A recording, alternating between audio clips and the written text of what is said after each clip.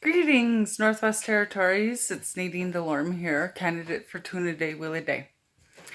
And boy, oh boy, was I ever pleased to see the statement by Willard Hagen.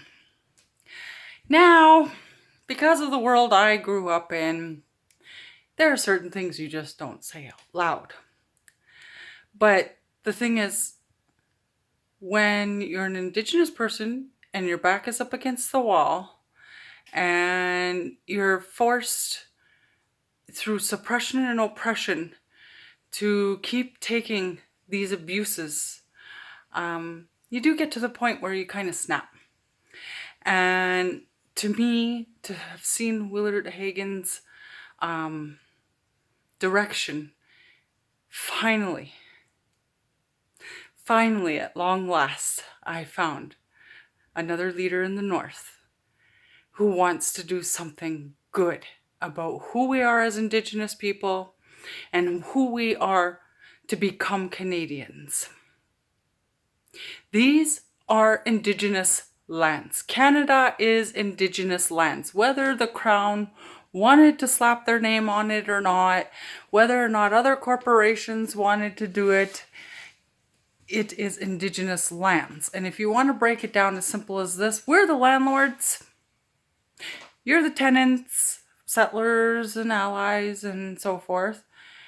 And if you don't pay your rent,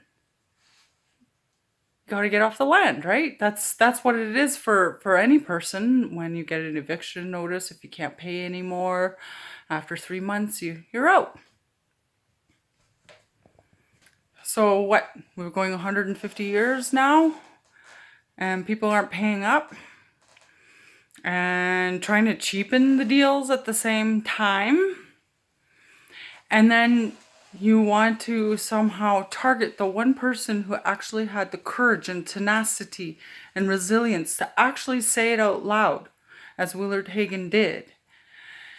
So for me, because my platform is Equalize the Forum, and part of that is to make sure that people have a safe place to actually say these things out loud without judgment, without repercussions, except to get their hurt, their trauma, their concerns, their issues, their joys, their successes out in a safe manner without intrusion of someone else's thoughts while you're going through this particular thing at this time in history.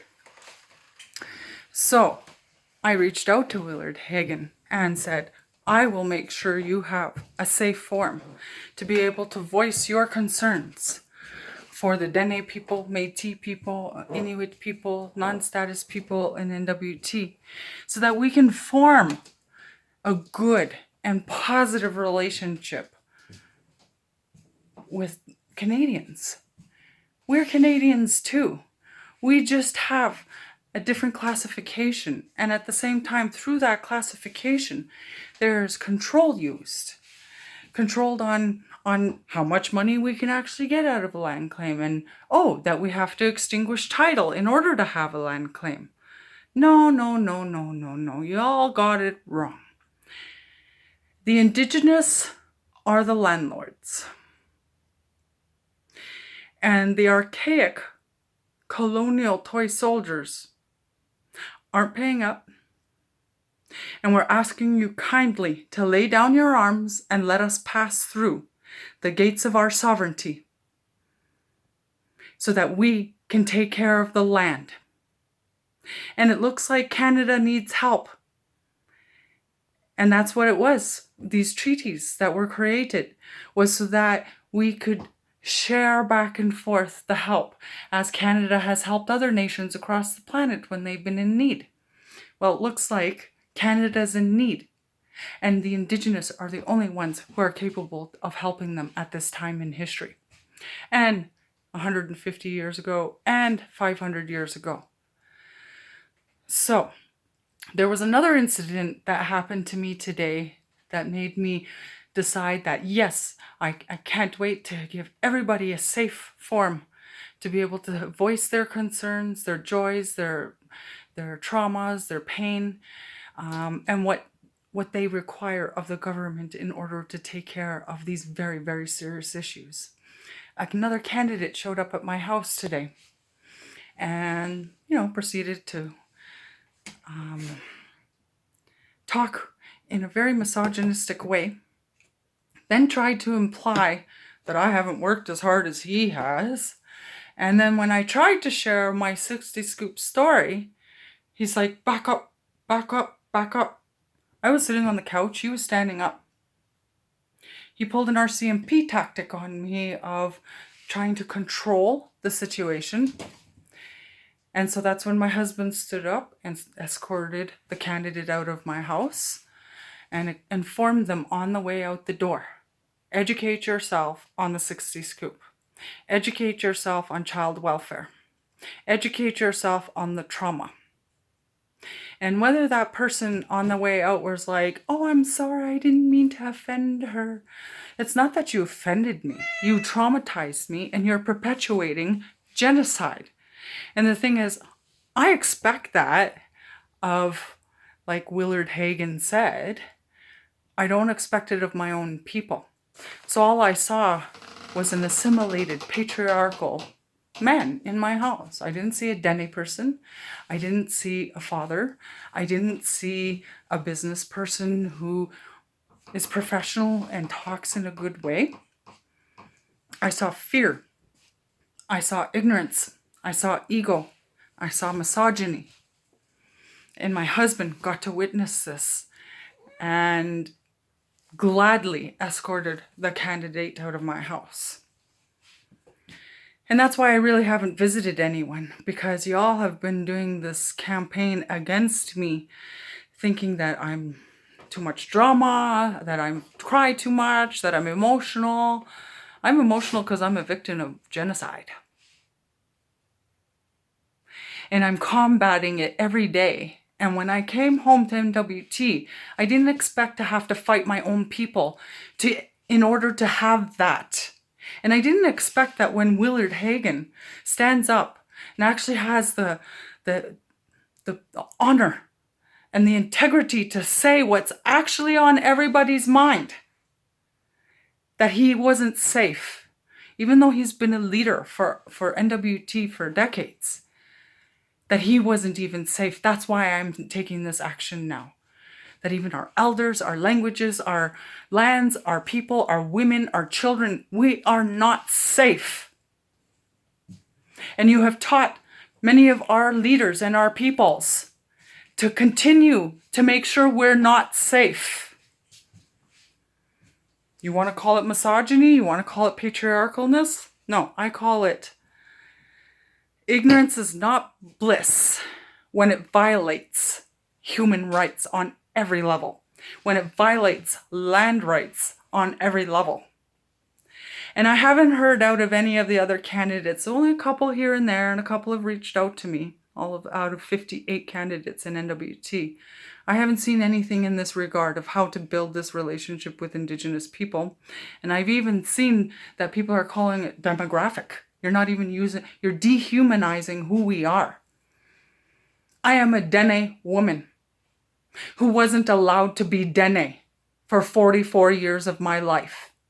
And when I came to NWT, the Métis Nation protected me, took care of me, and made sure I had rights during that time until, yet again, Canada imposed who I really am. But you and I know, and maybe at this point in time, I'm a Dene sovereign. I'm here to take the lands back, to make sure people pay up, and that we can rule on our own with no more interference, so that the caribou are safe, so that the land is safe. Yes, we need industry, but you can't have industry here in Tu Nedhe-Wiilideh anymore without full ownership by the Indigenous first. Then maybe we can negotiate a thing or two. And then you need to listen to survivors of residential school. You need to learn to listen to medical school removals.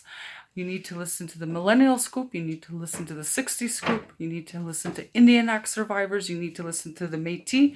You need to listen to non-status. And you need to listen to the Inuit and what they had to go through and how much destruction has happened in each of our communities and our identities, our cultures, our languages, and our lands.